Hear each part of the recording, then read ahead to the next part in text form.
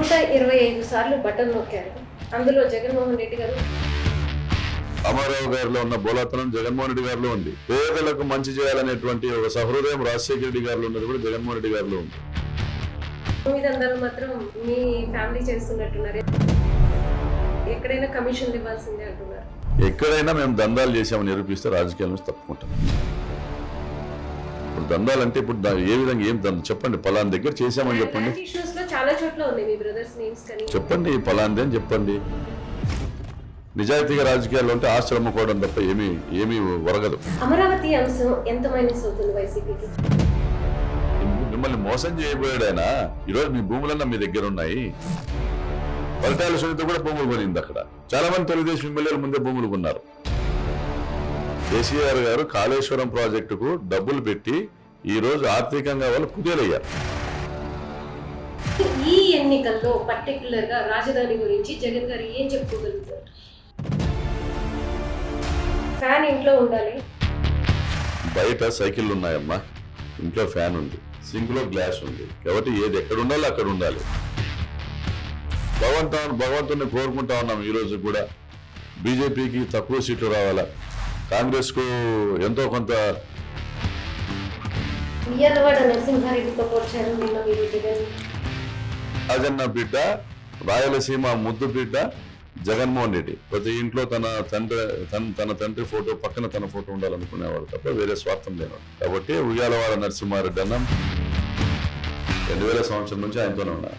జగన్మోహన్ రెడ్డి గారికి ప్రకాష్ కావాలి. అది ప్రకాష్ని ఎలా ఉపయోగించుకుంటాడో, ఎక్కడ ఉపయోగించుకుంటాడో అనేది ఆయన ఇష్టం. నాకు ఆయన కావాలా, ఆయనకు నేను కావాలా. జగన్మోహన్ రెడ్డి గారు ఏమి చెప్పినా ఆ క్షణం ఆలోచన చేయకుండా అమలు చేస్తాం. దాంట్లో ఈ పదవి, ఎమ్మెల్యే పదవి అనేది గడ్డిపోచుతో సమానం జగన్మోహన్ రెడ్డి ముందరన. జగన్మోహన్ రెడ్డికి వీర విధేయులు, వైఎస్ఆర్సీపీ పార్టీకి కరడుగట్టిన నేత, అలానే రాయలసీమలో ట్రెండింగ్ లీడర్ తోపుదుర్తి ప్రకాష్ రెడ్డి గారు మనతో ఉన్నారు. నమస్తే అండి. నమస్తే అమ్మా. జగన్మోహన్ రెడ్డి గారి స్పీచ్ ప్రత్యక్షంగా ఛాలెంజ్ విసిరారు ప్రతిపక్షాలకి. ఫస్ట్ టైం అది జగన్మోహన్ రెడ్డి గారి హిస్టరీలో ఒక సవాల్ అనే పదం వాడడం, సవాల్ విసిరారు. దీన్ని ఎలా మీరు చెప్పారు? అమ్మా, ఇప్పుడే భీమిలి చూసుకున్నా, భీమిలి సిద్ధం సభ చూసుకున్నా, దెందులూరు సిద్ధం సభ చూసుకున్నా, రాప్తాడు సిద్ధం సభ చూసుకున్నా, ఈ రాష్ట్రంలోని 13 ఉమ్మడి జిల్లాల్లో కూడా ప్రజలు జగన్మోహన్ రెడ్డి గారి వెంట ఉన్నారు. ప్రజలందరిలోనే ఆయన పట్ల ప్రేమ కనిపిస్తూ ఉంది. నిస్వార్థమైనటువంటి సేవ చేశాడు ఆయన. 18 సంవత్సరాలు దాటితే మాత్రమే మేము పథకాలు ఇస్తాము అనేది చంద్రబాబు నాయుడు గారి విధానం. పిల్లలకు, రాజకీయాలు తెలియని పిల్లలకు, కల్మషం తెలియని పిల్లలకు భవిష్యత్తు పైన వారి భవిష్యత్తును నిర్మాణం చేయాలనేటువంటి ఒక తాపత్రయంతో ఒక తండ్రిలా, ఒక మేనమామల వాళ్ళందరి గురించి వాళ్ళకి పథకాలు ఇచ్చి చదివించి, వాళ్ళకి ఇంగ్లీష్ మీడియం ఎడ్యుకేషన్ తీసుకొచ్చి 8వ తరగతి నుంచి ట్యాబ్స్ ఇస్తూ, నాడు నేడుకు 1000 కోట్ల డబ్బులు ఖర్చు పెట్టి, అమ్మఒడి ఇచ్చి, జగనన్న విద్యా దీవెన, విద్యా కానుక, గోరుముద్ద, ఇన్ని వసతి దీవెన, ఇన్ని పథకాల ద్వారా ఈ రాష్ట్ర భవిష్యత్తును నిర్మాణం చేయడంలో ప్రధానమైనటువంటి అస్త్రము పిల్లలకు మంచి చదువు చెప్పించడము, వాళ్లకు విద్యాబుద్ధులు నేర్పించడము, వాళ్ళను గ్లోబల్ లీడర్స్ చేయాలనేటువంటి ఒక తాపత్రయపడిన ముఖ్యమంత్రి జగన్మోహన్ రెడ్డి గారు. ఈ దేశ చరిత్రలో ఎన్ని రాష్ట్రాలకు సంబంధించినటువంటి ముఖ్యమంత్రులు మనం చూసుకున్నా కూడా మనం ఈరోజు కేరళను క్రాస్ చేసాం లిటరసీ రేట్లో. ఇండియాలో నెంబర్ 1 ఇన్ లిటరసీ రేట్ అయ్యామంటే జగన్మోహన్ రెడ్డి గారి నిస్వార్థ సేవ కనిపిస్తుంది ఇందులో ఇది ఇక్కడ ఓట్ బ్యాంక్ రాజకీయాలు కాదు. పిల్లలకు వాళ్ళకి రాజకీయాలు తెలియదు, వాళ్ళకి దగ్గరుండి వాళ్ళకి వనమాలు దిద్ది వాళ్ళ భవిష్యత్తును తీర్చిదిద్దుతున్న ముఖ్యమంత్రి. సో ఇదంతా పిల్లల తల్లిదండ్రులందరికీ కూడా అర్థమవుతుంది. ఓవైపు చంద్రబాబు నాయుడు గారు చూస్తే మీకు 18 దాటితే పథకాలు ఇస్తాను అనేసి ఆయన ప్రకటిస్తూ ఉన్నారు. ఆయన వాళ్ళ మేనిఫెస్టోనే 18 దాటితే అనేది వచ్చింది. సో మరి ఎక్కడ జగన్ గారికి ఆయనకు పోలిక ఉంది? చంద్రబాబు నాయుడు గారి మేనిఫెస్టో చాలా ఎక్స్పెక్టేషన్స్తో కూడింది 2014లో. ఒకవైపు ప్రత్యేక హోదా, అమరావతి, పోలవరం అనేది పక్కన పెడితే, అవి ఎలాగైనా ఫెయిల్ అయ్యారో పక్కన పెడితే, సంక్షేమ పథకాల హామీల్లో మాత్రము ఆయన నిలువున ఈ రాష్ట్ర పేద వర్గాల వాళ్ళందరినీ మోసం చేశాడు. మరి తాను ప్రకటించిన మేనిఫెస్టోను ఒక బైబిల్లా, ఒక ఖురాన్లా, ఒక భగవద్గీతల భావిస్తూ పవిత్ర గ్రంథంగా భావిస్తూ ప్రతి కార్యాలయంలోనూ అది ఎగ్జిబిట్ చేస్తూ ప్రతి ఒక్క హామీని క్యాలెండర్ వైజ్ ప్రతి నెలకు ఒక పథకం కింద ప్రధానమైన పథకం కింద అమలు చేస్తూ ఆయన ఎక్కడి నుంచి తెస్తా ఉన్నాడు డబ్బులు, అప్పులు చేస్తూ ఉన్నాడా, పోనీ ఇంకా ఏదైనా అమ్ముతా ఉన్నాడా, మరి అది ఏం ప్రజలు చర్చించుకుంటా ఉన్నది నేను చెప్తున్నా.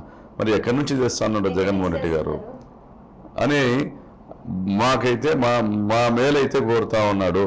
మమ్మల్ని లక్షాధికారులు చేయాలనుకుంటా ఉన్నాడు, మమ్మల్ని రుణ విముక్తులు చేయాలనుకుంటా ఉన్నాడు, మాకు ఆస్తులు ఇవ్వాలనుకుంటా ఉన్నాడు అనేసి పేద వర్గాల మహిళలు అందరూ కూడా చర్చించుకోవడం అయితే పేద వర్గాల మహిళలే కాదు ప్రతిపక్షాలు కూడా చర్చించుకుంటున్నారు. అంటే ఇంత బడ్జెట్ ని తీసుకొచ్చి ఇలా ఎలా పంచగలుగుతున్నాడు అని. సింపుల్ అమ్మా, చంద్రబాబు నాయుడు గారి హయాంలో అభివృద్ధి అంటే వారికి సంబంధించినటువంటి కోటరీ అభివృద్ధి, వారి ఆర్థిక అభివృద్ధి, వారికి సంబంధించిన వ్యాపార భాగస్వాముల యొక్క ఆర్థిక అభివృద్ధి, అంతేగాని పేద వర్గాల ఆర్థిక అభివృద్ధి కానీ సామాజిక అభివృద్ధి కానీ ఇవి కాదు చంద్రబాబు నాయుడు గారికి. ఇప్పుడు జగన్మోహన్ రెడ్డి గారు ఎక్కడ కూడా అటువంటి పిల్ఫరేజెస్కి అవకాశం ఇవ్వలే, అవినీతికి అవకాశం ఇవ్వలే, ఎక్కడ కూడా దుబారా ఖర్చులకు అవకాశం ఇవ్వలే, దుర్వినియోగానికి అవకాశం ఇవ్వకుండా వచ్చిన ప్రతి రూపాయి రెవెన్యూను ఆయన ట్రాన్స్పరెంట్గా బటన్ నొక్కి పంపిస్తా ఉన్నాడు. కాబట్టి సాధ్యమైంది.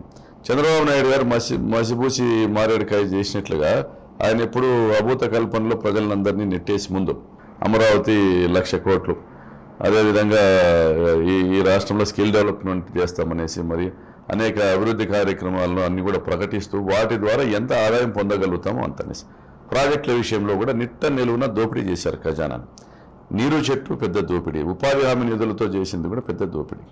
ఎక్కడ కూడా ఈరోజు చంద్రబాబు నాయుడు గారు చేసినటువంటి ఈ పనుల వల్ల మనకు ఇది ఉపయోగపడతా ఉంది అనేది లేదు.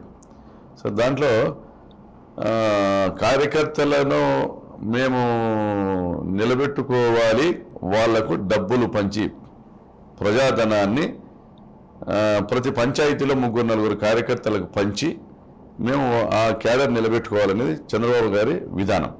దానివల్ల ప్రజల్లో ఏమొచ్చిందంటే తెలుగుదేశం హయాంలో ఆ 3-4 లేదా 5 మంది ప్రధానమైనటువంటి తెలుగుదేశం పార్టీ నాయకులు ఆ గ్రామానికి సంబంధించిన వాళ్ళు పెద్ద పెద్ద మేడలు కట్టడము, కార్లలో తిరగడము, ఇవన్నీ కూడా ప్రజలకి అర్థమైంది ఏమంటే మాకైతే పథకాలు ఇస్తామని, రైతు రుణమాఫీ చేస్తామని చెప్పి మోసం చేశారు, డ్వాక్రా రుణమాఫీ చేస్తామని మోసం చేశారు, నిరుద్యోగ వృత్తి ఇస్తామని మోసం చేశారు. మమ్మల్ని మోసం చేసి అదే డబ్బుతో వీళ్ళు బంగ్లాలు కట్టుకుంటా ఉన్నారు, కార్లలో తిరుగుతూ ఉన్నారు. మరి సైకిల్కి గతి లేని వాడు కూడా వాడు కారులో తిరుగుతాననే పరిస్థితులు ప్రజల్లో అసూయ పుట్టింది, ఒక వ్యతిరేకత వచ్చింది. మరి ఈరోజు మనం గమనిస్తే ఆ వ్యతిరేకత వల్లనే ప్రజలందరూ కూడా తిరగబడినారు, వైఎస్ఆర్సీపీ పార్టీ క్యాడర్కు తోడైనారు, జగన్మోహన్ రెడ్డి గారి వెంట నడిచారు, కోట్ల మంది పాదయాత్రలు ఆయన కలిశారు, ఇవన్నీ ఎక్స్ప్లెయిన్ చేశారు. చంద్రబాబు నాయుడు గారిని అది 2019 వరకు అందరూ చూశారు, అందుకని వాళ్ళని కూర్చోబెట్టారు, బంపర్ మెజారిటీ ఇచ్చారు. మీరు ట్రాన్స్పరెన్సీతో అన్ని కూడా మేము చేస్తున్నాం అని అంటున్నారు.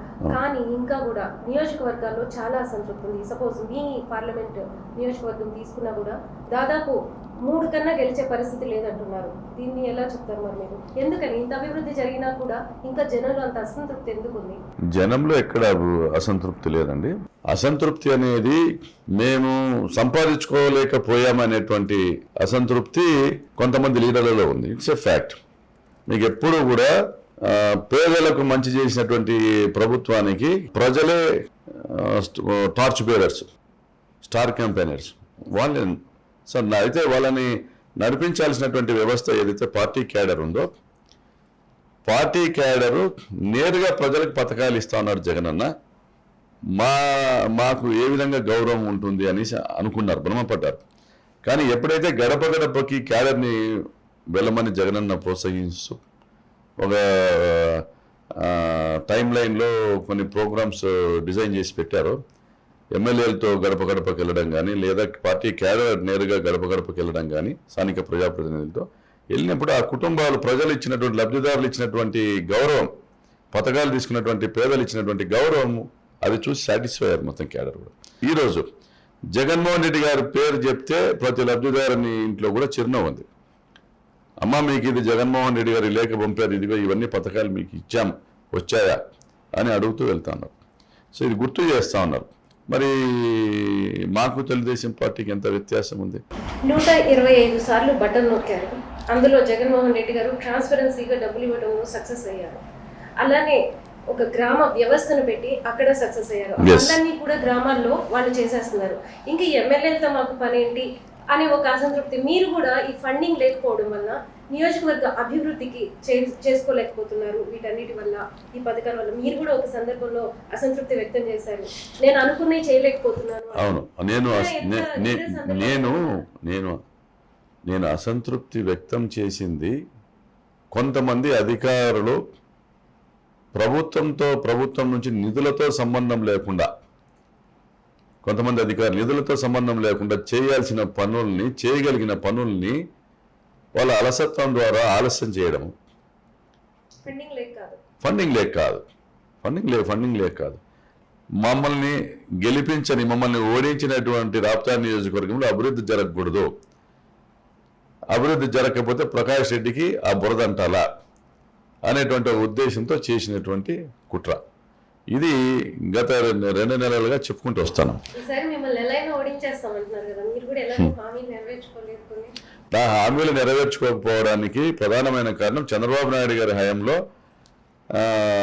ఎవరైతే కాంట్రాక్టర్లు పనులు టేకప్ చేశారో, మెగా ఇంజనీరింగ్ లిమిటెడ్ కానీ, ఎస్కేసి కన్స్ట్రక్షన్ కానీ, సో పరిటాల సునీతకు ఆదాయ వనరులు సమకూర్చినటువంటి ఈ 2 కంపెనీలే తప్ప మిగిలిన మా ప్రభుత్వంలో పిలిచిన ఏ టెండర్లలో కూడా ప్రతి పని కూడా వేగవంతంగానే జరుగుతూ ఉంది, బ్రహ్మాండంగా జరుగుతుంది. ఉన్నా కూడా కాంట్రాక్టులు వాళ్ళకి వదిలేశారు, భూమి దందాలు మాత్రం మీ ఫ్యామిలీ చేస్తున్నట్టున్నారు. ఎందుకంటే ప్రకాష్ రెడ్డి మంచోడే, చుట్టూ ఉన్న వాళ్ళతో చాలా ఇబ్బందులు ఉన్నాయి, ఎక్కడైనా కమిషన్లు ఇవ్వాల్సిందే అంటున్నారు. అక్కడ అలాగేం లేదండి. ఎక్కడైనా మేము దందాలు చేసామని నిరూపిస్తే రాజకీయాల నుంచి తప్పుకుంటాం.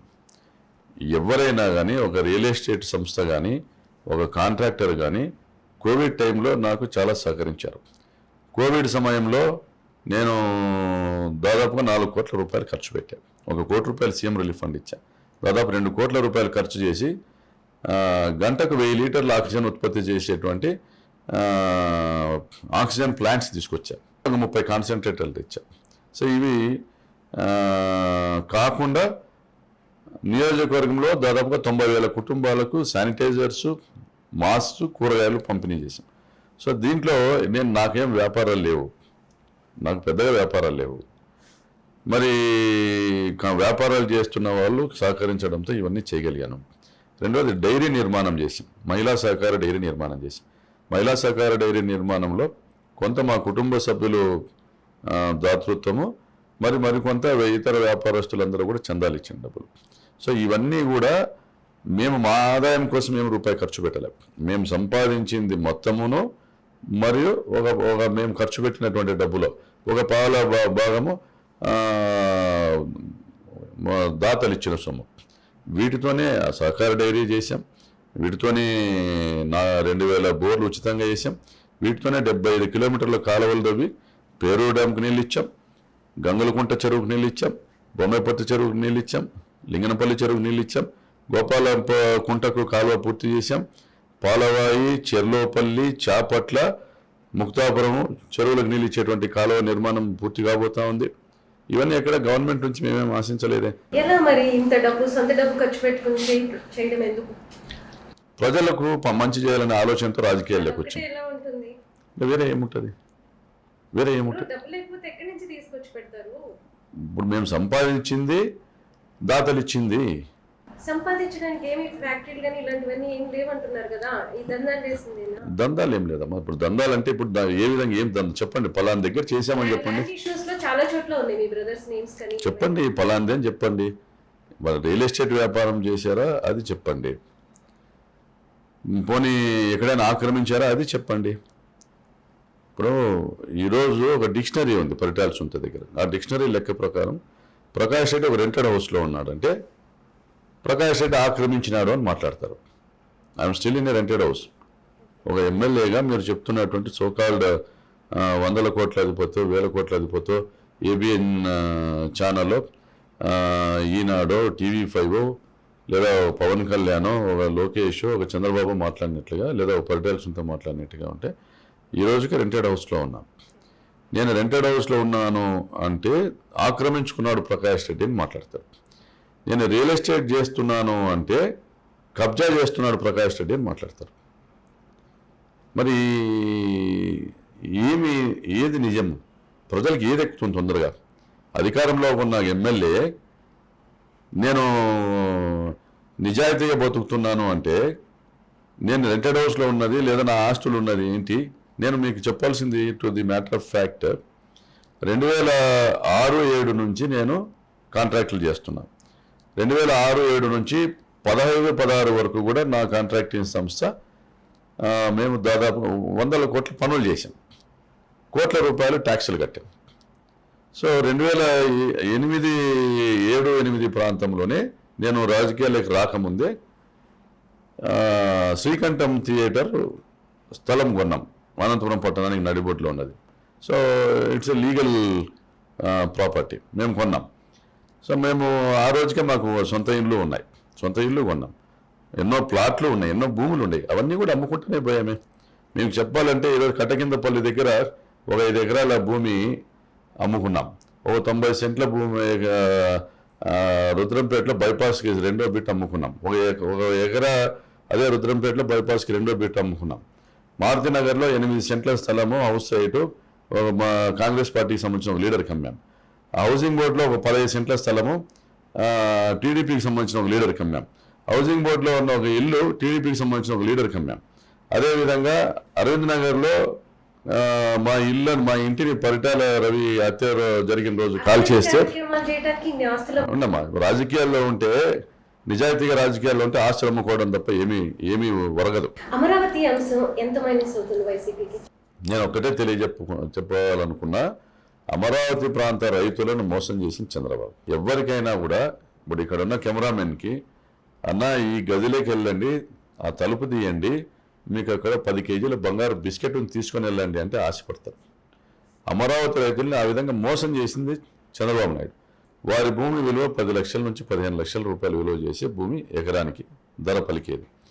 ఆ ప్రాంతంలో 30,000 ఎకరాలను కూడా మేము తీసుకుంటున్నాము, మీకు డబ్బుల బదులు ప్లాట్లు ఇస్తాము, ప్లాటెడ్ ఏరియాని మీకు ఇస్తాము అని చెప్పేసి వాళ్ళందరితో ఒప్పందాలు చేయించుకుంటూ అందులో ఒక దగ్గర హైకోర్టు అన్నాడు, ఒక దగ్గర సచివాలయం అన్నాడు, ఒక దగ్గర అసెంబ్లీ అన్నాడు, మరో దగ్గర కొత్తగా 4 యూనివర్సిటీలు వస్తున్నాయన్నాడు, సింగపూర్ సంస్థ వాళ్ళు ఇక్కడ ఒక ఐటీ పార్క్ తెస్తున్నారన్నాడు, మరి ఇంకా ఏదేదో ఆయన గ్రాఫిక్స్లో చూపించేసి వాళ్ళందరినీ మోసం చేశాడు. రాష్ట్రాన్ని తర్వాత మోసం చేశాడు. ఫస్ట్ ఇనిషియల్గా అమరావతి రైతులు మోసం చేశారు. మరి 1,05,000 కోట్ల రూపాయలతో ఒక సిఆర్డీఏ డిపిఆర్ అనౌన్స్ చేసింది, కేవలము బేసిక్ ఇన్ఫ్రాస్ట్రక్చర్ గురించి, రోడ్స్, పవర్, డ్రైనేజ్ సిస్టమ్, వీటికి మాత్రమే 1,05,000 కోట్ల రూపాయలు. మరి 1,05,000 కోట్ల రూపాయలతో ఈ దేశంలో ఏ ప్రాజెక్ట్ అయినా కూడా అంత బడ్జెట్, ఇప్పుడు మనం పోలవరం చూస్తూ ఉన్నాం, 44,000 కోట్ల రూపాయలు ఎన్ని సంవత్సరాల నుంచి చేస్తూ ఉన్నాం? దాదాపుగా 17 సంవత్సరాలు అవుతుంది. ఒక ప్రాజెక్టుకి ఇంత మొత్తము ఒక 5 సంవత్సరాల్లో స్పెండ్ చేసినటువంటి ప్రాజెక్ట్ ఎక్కడైనా ఉందా? ఏ రాష్ట్రంలోనే ఉందా? మరి బాగా డబ్బులు ఉన్నటువంటి రాష్ట్రాల్లో గమనిద్దాం. కేసీఆర్ గారు కాళేశ్వరం ప్రాజెక్టుకు డబ్బులు పెట్టి ఈరోజు ఆర్థికంగా వాళ్ళు కుదేలయ్యారు. ప్రతి సంవత్సరం 10,000 కోట్ల రూపాయలు పవర్ ఎక్స్పెండిచర్ వస్తుంది, మెయింటెనెన్స్ వస్తూ ఉంది.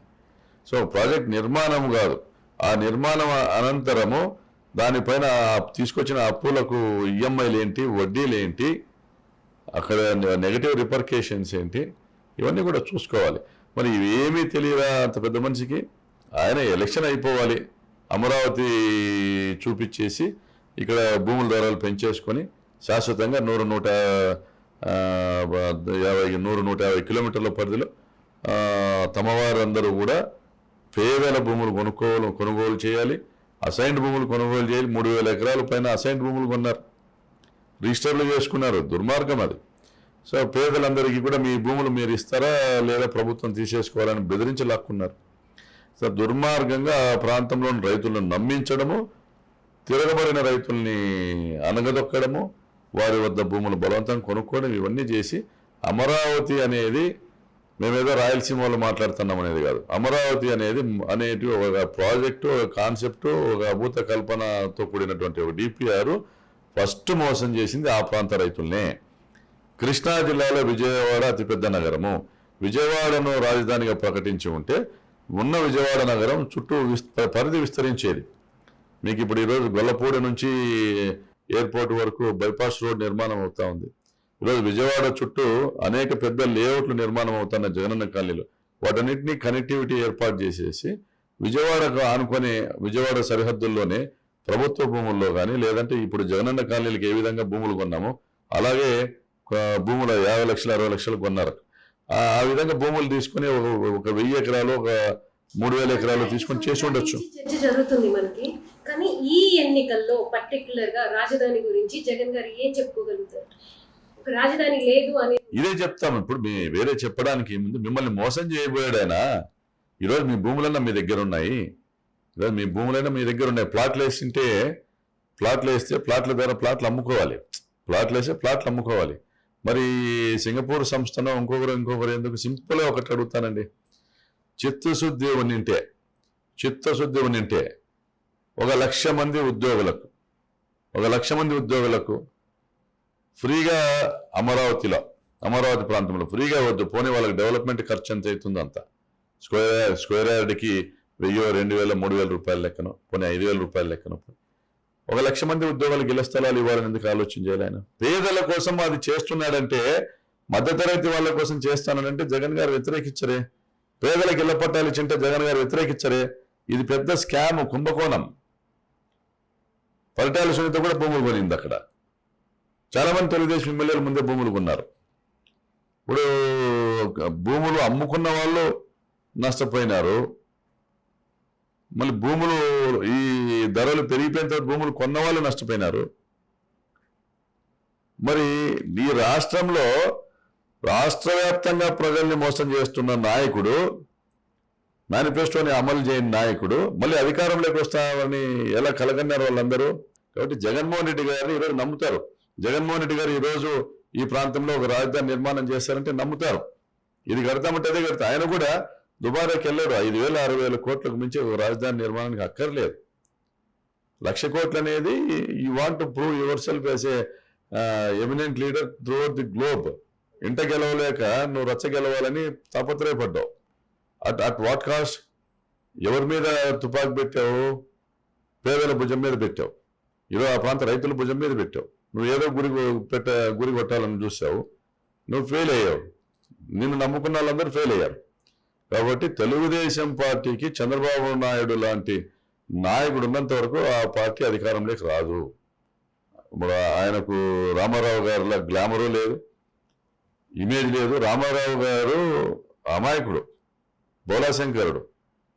ప్రజలకు వరాలు ఇవ్వాలా, ప్రజలు నన్ను మెచ్చుకోవాలనేది తప్పితే, నేను చేసిన మంచిని మెచ్చుకోవాలనేది తప్పితే ఇన్ని కుట్రలు కుతంత్రాలు ఆయనకు తెలియవు. సో ఆయన కూడా